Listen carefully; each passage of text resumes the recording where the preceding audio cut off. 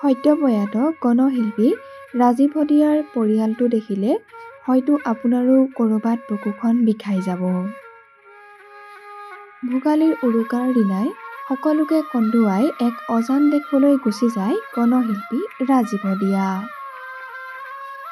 গণশিল্পী ৰাজীৱ হদিয়াই পৰিয়ালত পিতৃ-মাতৃৰ লগতে পত্নী আৰু তেওঁৰ একমাত্ৰ 7 বছৰীয়া সন্তান ৰিবু হদিয়াক অকলে এৰি থৈ যায়।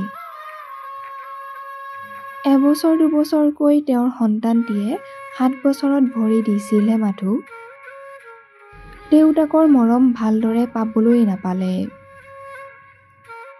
ভগৱান যেন সঁচাই বৰ নিষ্ঠুৰ।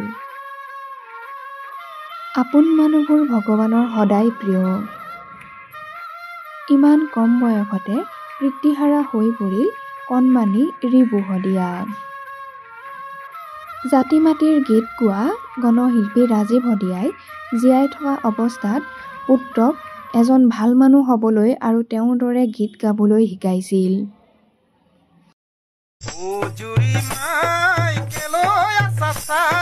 তুমি নুচাই থাকিলে মন বেয়া লাগি যায়, তুমি নুচাই থাকিলে মন বেয়া লাগি যায়। সময় পোৱা নাই নে ভাষা বুজা নাই, সময় পোৱা নাই নে ভাষা বুজা নাই।